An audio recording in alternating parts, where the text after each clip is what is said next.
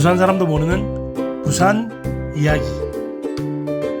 대한민국 제1호 동설해수욕장 송도해수욕장 이야기입니다.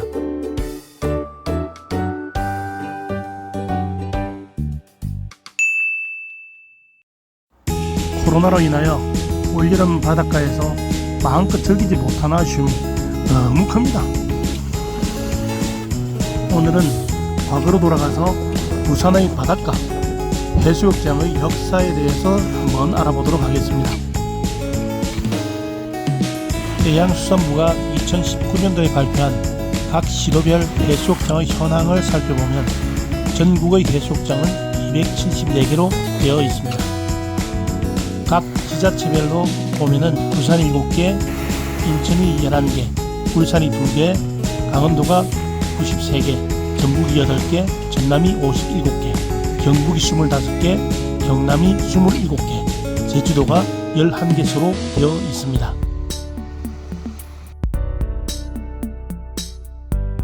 이들 해수욕장은 모두 바다가 위치한 곳에 있기 때문에 강원도가 가장 많고 서울이나 충청북도는 찾아볼 수가 없습니다.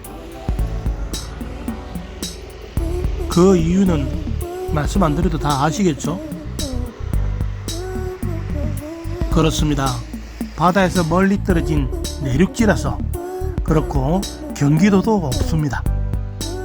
경기도는 지난 2014년에 해수욕장이 4개나 있었는데 2016년도 통계를 보면 제로로 되어 있습니다.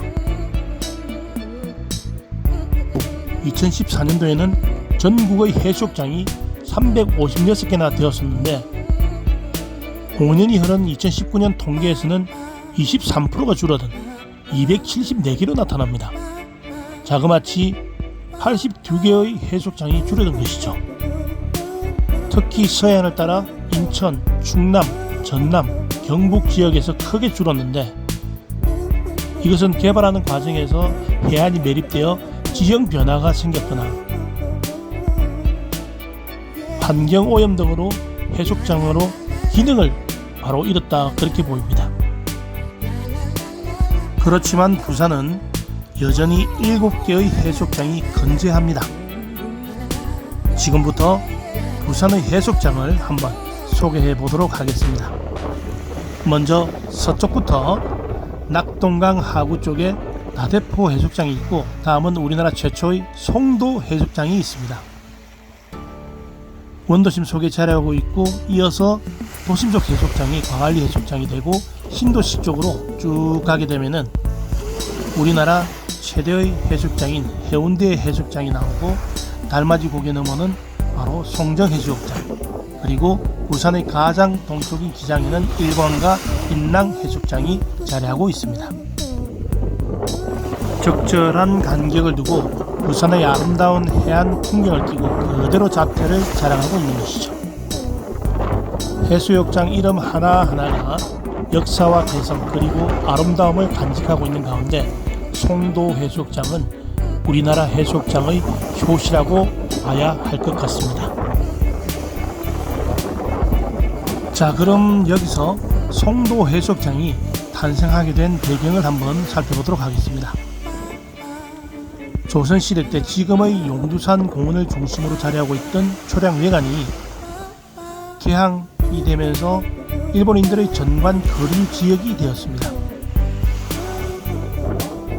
이후에 이 일대는 도심으로 개발되면서 자갈이 많이 있다 하여 자갈지로 불려졌던 이곳을 남빈 해수욕장이라고 불렀고, 그러나 1915년경이 되면서 도심에서 생활 오폐수와 쓰레기가 수시로 남빈 해안으로 유입되다 보니 해수욕을 하기에는 부적합했다고 합니다. 그래서 인근의 공용 해수욕장으로 개발한 곳이 바로 송도 해수욕장이었던 것이죠. 송도 해수욕장은 1913년도부터 개발을 시작하여 그 해에 문을 열었습니다. 우리나라에서 가장 오래된 해수욕장으로 올해 108주년이 되는데 송도 해수욕장 하면 뭐니 해도 바로 그 당시에 다이빙대가 유명했습니다. 그 당시까지만 해도 이런 신식 다이빙대는 원산 해수욕장에만 있었거든요. 이것을 1925년 7월 송도에서 만들었는데 동시에 12여 명이 다이빙할 수 있는 시설을 갖추게 되면서 이 다이빙대는 송도 해수욕장의 브랜드, 그러니까 명물이 되었던 것이죠. 그러던 그 옛날의 분위기를 되살리기 위해서 송도 해수욕장 개설 100주년이 되던 지난 2013년도에 다시 새 다이빙대가 설치가 되면서 새로운 명물로 등장하게 되었습니다. 일제강점기 때 송도는 주변의 여관과 요정을 비롯한 위락시설과 주변 경관이 아름답고 시내와 가까운 지리적인 이점 때문에 저명인사들이 많이 찾아왔다고 합니다. 특히 여름철에는 부산포에서 운영하는 발동선이 남빈 도선장, 지금의 자갈치에서 송도까지 운항하기도 했다고 합니다. 송도가 일본인 전용 해수욕장으로 개발이 되면서 당시 이 고장 사람들은 어디서 해수욕을 했을까? 이에 대한 당시의 신문 기사가 있습니다. 1921년 7월 25일자 동아일보를 보면은 이런 내용이 나옵니다. 조선인만의 부산 해수욕장 신설이라는 제목 하에 일제강점기의 송도 해수욕장은 대부분이 일본인들의 전용 해수욕장으로 역할을 하다 보니 상대적으로 조선인의 해수욕장이 없어 여름철에는 아쉬움이 많았는데요. 당시 부산 청년회에서는 부산진 부근의 매축지 앞 해상에 해수욕장을 신설하여 이를 공개하고 일반에게 무료로 입욕하게 하기 위해 1921년 7월 24일 오후 3시에 개장식을 거행하였다. 당시 동아일보에는 이렇게 기사가 되어 있습니다. 일제강점기 때 내 나라 내 땅에서 해수욕도 제대로 하지 못한다 카니 이런 경우가 어디 있습니까? 이런 스바르무스키 신발끈 아따 분동 터지네. 그 이후에 수영과 송정에도 해수욕장이 들어서게 됩니다. 일제강점기 때 1934년 5월에 백사장이 좋은 수영강변과 송정에도 해수욕장이 들어서게 되는데 도심에서 멀고 교통이 좋지 못해서 송도만큼은 인기가 없었습니다.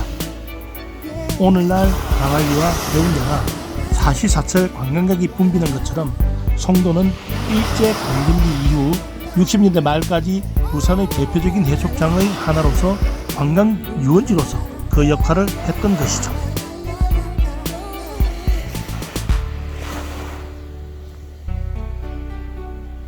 전 세계적으로 이런 해수욕장들이 초기에는 비도덕적인 행위로 규정이 되어 있었다고 합니다.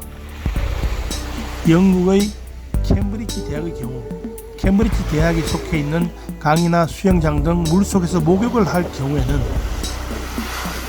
1차 적발 시 공개 퇴영, 2차 적발 시에는 제적을 시켰다는 그런 기록도 있습니다.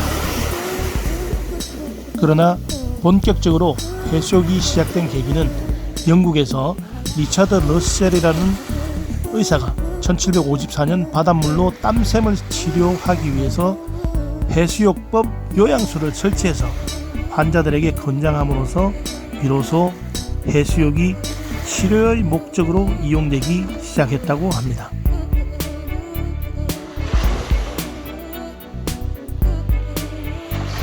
이후에 프랑스나 네덜란드 등 유럽으로 퍼지게 되었고 19세기 중엽부터 해수욕이 활발해지면서 해수욕장을 중심으로 유럽에서 많은 해변 휴양지가 조성되었고 관광 자원에서도 큰 역할을 하면서 오늘날 단순한 해수욕을 즐기는 곳이 아니라 휴양과 휴식, 해상 레저 공간이자 관광지로서 발전해가는 시점이 되었다고 합니다.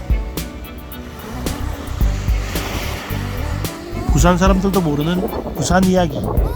오늘은 대한민국 1호 공설 해수욕장인 송도 해수욕장의 탄생 배경과 그 시대의 유럽 이야기, 유럽에서의 해수욕법 탄생 비하인드 스토리로 진행해 보았습니다. 마지막까지 대한민국 1호 공설 해수욕장 송도 해수욕장을 시청해 주시면 고맙겠습니다. 감사합니다.